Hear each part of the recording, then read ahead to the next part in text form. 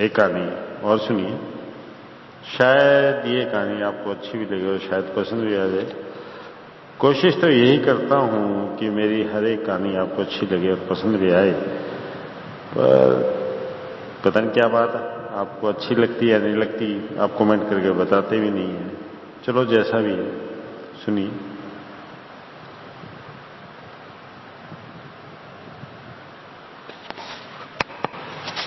एक गांव में एक मामूली किसान रहा करता था। चूंकि उसका विवाह नहीं हुआ था, इसलिए उसने घर का काम करने के लिए एक रसोइया रख लिया। यह रसोइया खाना बनाने में चतुर था, इसलिए किसान को भोजन आदि के बारे में कोई कष्ट ना था। आमों का मौसम आया। एक दिन किसान किसी काम पर जा रहा था कि उससे एक परिचित किसान ने कहा, बड़े बढ़िया आम मंगवाए हैं, 2-4 ले आओ, घर जाकर खाओ, तब पता लगेगा कि ये कितने अच्छे हैं। उसने उसको 2 आम दिए। किसान ने इतने बढ़िया सुगंधी वाले आम कभी देखे भी नहीं ना थे। वह तुरंत घर वापस चला गया। आमों को अपने रसोइये को देकर कहा, इनको अच्छी तरह धोकर काट कर रखो, मैं भी आया, कहकर वह चला गया। रसोइये ने उनको काटते हुए यह जानना चाहा कि उनका स्वाद कैसा था। उसने एक टुकड़ा मुख में डाल लिया। स्वाद वर्णनातीत था।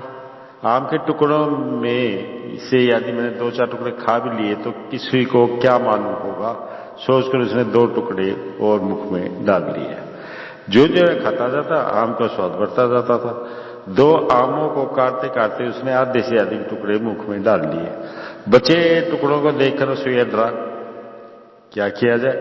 मैंने टुकड़ों में से कुछ खा लिए हैं, ये मालिक के लिए समय अपराध होगा। झूठ मूठ कुछ कहना ही होगा। छोटे झूठ की अपेक्षा बड़ा झूठ अच्छा है। कहा जा सकता है कि दोनों आम को ही ले गया था। यह कहने की सोचकर रसोइया ने बाकी टुकड़े भी खा लिए। छिलके और गुठली उसने ऐसी जगह छुपा दिए जहां कोई मनुष्य देख नहीं सकता था। थाल आदि धोकर मालिक की प्रतीक्षा करने लगा। इस बीच किसान अपना काम करके घर आ रहा था कि उसे कोई साधु दिखाई दिया। उसको देखते ही किसान ने सोचा, क्यों ना उसको कुछ आम के टुकड़े देकर कुछ पुण्य कमाया जाए। साधु से पूछकर मालूम कर लिया कि वह कहीं दूर देश का था। उसने उससे कहा, स्वामी आप हमारे घर आइए, 10 मिनट से अधिक आम आपको अपने यहां ना रखेंगे। साधु मान गया और किसान के साथ चला आया। किसान ने उसको बरंडे में बिठाकर अंदर जाकर रसोइये से कहा, एक साधु को बुलाकर लाया हूं, क्या आम काट कर तैयार रखें, उन्हें भी कुछ टुकड़े देंगे। टुकड़े कैसे काटूं मालिक, चाकू तो बड़ा खुंडा है। उसने एक खुंडा चाकू निकालकर मालिक को दिखाया। ओ तो दो, मैं अभी इसे तेज कर लाता हूं। घर बुलाकर लाए साधु को खाली हाथ कैसे भेजूं, कहकर किसान चाकू लेकर पिछवाड़े में गया और एक पत्थर पर घिस घिस कर उसे जल्दी जल्दी तेज करने लगा। इस बीच रसोइये ने बरंडे में बैठे साधु से पूछा, आपने इन्हें कहां देख लिया, क्या आप इनको नहीं जानते? मैं कैसे जान सकता हूं, मैं यहां नया हूं, मैंने इससे पहले तुम्हारे मालिक को कभी देखा भी ना था। साधु ने कहा, देखिए ये शक्ति पूजा करते हैं। जब आप जैसे साधु दिखाई देते हैं तो उनके कान काटकर नैवेद्य चढ़ा देते हैं। इस तरह उन्होंने बहुतों का किया है।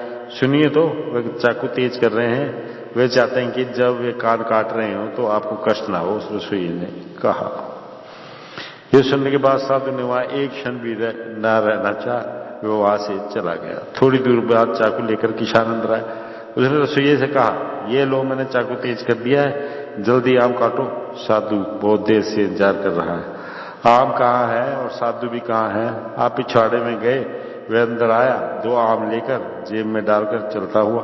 तो रसोइये ने कहा, दोनों फल ले लिए, कम से कम एक तो रखने को कहते, स्वाद तो देखते। किसान ने कहा, मैं बुलाता ही रह गया और वह बिना सुने भागता चला गया। रसोइये ने कहा। किसान हाथ में चाकू लेकर गली में भागने लगा। थोड़ी दूर बाद उसे साधु दिखाई दिया। स्वामी एक क्षण तो रुकिए। किसान ने वह हाथ उठाया जिसमें उसने चाकू पकड़ रखा था। साधु ने जो पीछे मुड़कर देखा तो वह घबरा गया। वह और जोर से भागने लगा। स्वामी दोनों मत दीजिए, कम से कम एक तो दीजिए, एक काफी है। किसान जोर से चिल्लाया। यह सुन स्वामी ओढ़ रहा। स्वामी यह सोच कि यह दुष्ट कम से कम एक दान देने के लिए उसे कह रहा था, वह और जोर से भागा। किसान उसे न पकड़ पाया। वह निराश होकर घर वापस आ गया। तो उसे यह खुश था कि उसकी चाल चल गई थी। तो कैसी लगी दोस्तों ये कहानी? थोड़ी इसमें कॉमेडी भी थी, हंसी भी थी, शायद आपको आई भी हो या आपके मूड पे डिपेंड है ये बात। तो जैसा भी है, मैंने अपनी तरफ से तो कोशिश यही की थी कि आपको एक कहानी और अच्छी सुनाऊं, और मैंने सुना भी दी। अब आपको अच्छी लगती है या नहीं लगती है ये तो ऊपर बैठा भगवान ही जाने। चलो फिर मिलता हूं आपसे एक और नई कहानी लेकर जल्द ही।